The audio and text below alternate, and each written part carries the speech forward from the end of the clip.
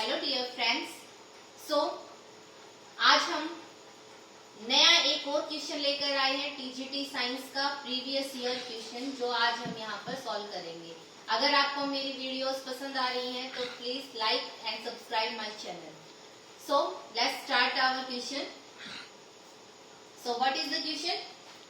When a silk cloth is rubbed with a glass rod, then यहाँ पर पूछा गया है कि सिल्क रोड को ग्लास रोड के साथ रब किया जाता है तो हमारी ग्लास रोड के ऊपर कैसा चार्ज आ जाएगा, या फिर दोनों जो रोड्स होंगी उनके ऊपर कैसा चार्ज होगा। द रोड इज, हमें बताना है रोड क्या हो जाएगी। ठीक है, रोड के ऊपर क्या चार्ज होगा और सिल्क क्लॉथ के ऊपर कौन सा चार्ज होगा। ठीक है, तो सबसे पहले हमें ये पता होना चाहिए कि ग्लास रोड क्या है और सिल्क क्लॉथ क्या है। ठीक है, तो ग्लास रोड जो होता है आपका, उसके अंदर फ्री इलेक्ट्रॉन्स पाए जाते हैं। ठीक है, ग्लास रोड में क्या होते हैं आपके फ्री इलेक्ट्रॉन्स। ठीक है, तो मान लिया ये है हमारी ग्लास रोड। ठीक है, और इसके अंदर क्या है आपके कुछ एक फ्री इलेक्ट्रॉन है। हमने क्या किया है, इस रोड को इस सिल्क क्लॉथ के साथ रब करवाया है। ठीक है, यहाँ पर जो कॉन्सेप्ट हमारा यूज हो रहा है, कॉन्सेप्ट यूज हो रहा है हमारा charging by friction. Charging by friction, यानी कि हमने क्या किया है, रब किया है रोड को क्लॉथ के साथ। ठीक है, अब देखो ग्लास के अंदर क्या होंगे, आपके फ्री इलेक्ट्रॉन्स होंगे, तो इलेक्ट्रॉन्स कहाँ ट्रांसफर कर जाएंगे, सिल्क क्लॉथ में। ठीक है, आपको ये बात ध्यान रखनी है कि जब भी हमारा चार्ज का मोशन होगा तो हमेशा इलेक्ट्रॉन मूव करेंगे, प्रोटॉन्स और वैसे न्यूट्रॉन तो करते ही है, लेकिन प्रोटॉन कभी भी आपका मूव नहीं करेगा। क्यों नहीं करेगा?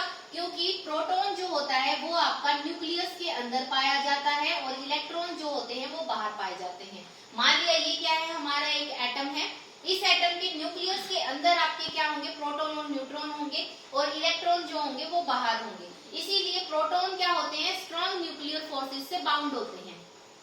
ठीक है, तो प्रोटॉन हमारे मूव नहीं करेंगे, मूव कौन करेगा, मूव करेंगे इलेक्ट्रॉन्स। ठीक है, तो यहाँ पर क्या है, आपके फ्री इलेक्ट्रॉन्स हैं, तो फ्री इलेक्ट्रॉन्स किस में चले जाएंगे, फ्री इलेक्ट्रॉन्स मूव कर जाएंगे सिल्क क्लॉथ में। अब यहाँ पर क्या था, यहाँ पर था नेगेटिवली चार्ज थी ये रोड, लेकिन इसके अंदर क्या हुआ, इलेक्ट्रॉन जो है वो ट्रांसफर कर गए, तो इलेक्ट्रॉन यानी कि नेगेटिव चार्ज इसके अंदर से कुछ कम हो गया, तो नेगेटिव चार्ज कम हो गया, इसका मतलब रोड कैसी हो जाएगी, हमारी पॉजिटिवली चार्ज।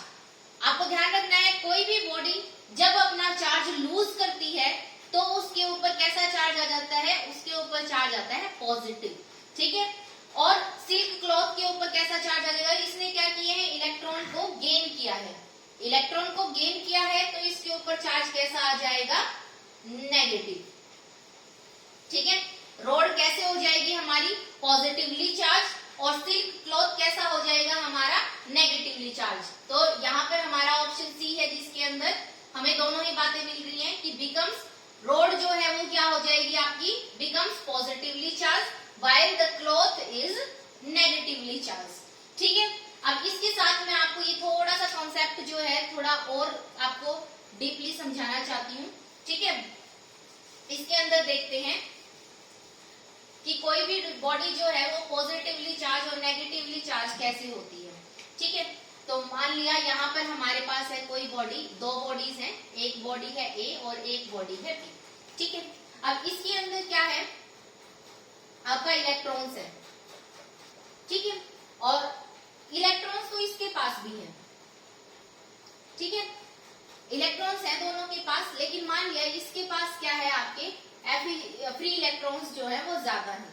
ठीक है, तो फ्री इलेक्ट्रॉन ज्यादा है, हमने क्या करवाया, ए बॉडी को बी बॉडी के साथ रब करवाया। ठीक है, रब करवाएंगे, मान लिया एक बार इसको न्यूमेरिकली वैल्यू लेकर हम चलते हैं कि इसके अंदर जो इलेक्ट्रॉन्स की जो संख्या थी वो कितनी थी, मान लिया 10 थी। ठीक है, और यहाँ पर जो इलेक्ट्रॉन्स की जो संख्या थी वो थी 7। अब हम क्या कर रहे हैं, रोड को इस क्लॉथ के साथ रब करवा रहे हैं, तो रब करवाने से क्या होगी, अब देखो ये चीज हमें पता है कि किसी बॉडी के अंदर जितने नंबर ऑफ इलेक्ट्रॉन्स होते हैं उतने ही नंबर ऑफ प्रोटॉन भी होते हैं। इसका मतलब इलेक्ट्रॉन्स 10 हैं तो प्रोटॉन भी कितने मिलेंगे आपको, यहाँ पर 10 मिलेंगे।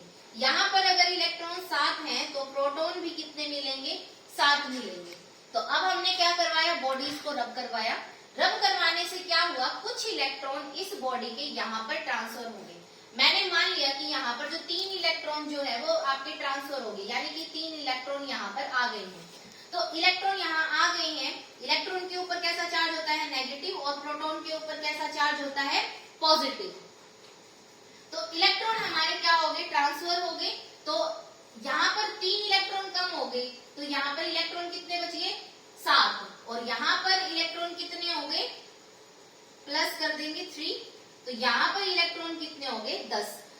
अब मैंने अभी बताया कि प्रोटॉन आपके मूव नहीं करते हैं, तो प्रोटॉन मूव नहीं करेगा, तो यहाँ पर तो देखो प्रोटॉन की संख्या कितनी रहेगी, 10 ही रहेगी, और यहाँ पर जो प्रोटॉन की संख्या है वो कितनी रहेगी, 7 ही रहेगी। प्रोटॉन की संख्या में चेंज नहीं होगा, इलेक्ट्रॉन ही आपके बढ़ेंगे और घटेंगे।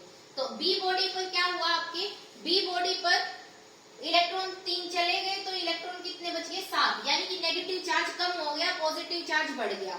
ठीक है, तो ये बॉडी के ऊपर चार्ज क्या, कौन सा ज्यादा है, पॉजिटिव चार्ज ज्यादा है, तो इसीलिए बी बॉडी क्या हो जाएगी आपकी, पॉजिटिवली चार्ज हो जाएगी। और इधर की साइड आएंगे तो क्या होगा, आपकी प्रोटॉन कितने हो जाएंगे, अब 7 ही रहेंगे, और इलेक्ट्रॉन कितने हो जाएंगे आपके 10, यानी कि नेगेटिव चार्ज जो है यहाँ पर बढ़ गया है, तो इसीलिए ये बॉडी क्या हो जाएगी आपकी, नेगेटिवली चार्ज हो जाएगी। ठीक है, तो ये होगी हमारी रॉड जो कि क्या होगी, पॉजिटिवली चार्ज हो जाएगी, और ये है हमारा सिल्क क्लॉथ जो क्या हो जाएगा, नेगेटिवली चार्ज हो जाएगा।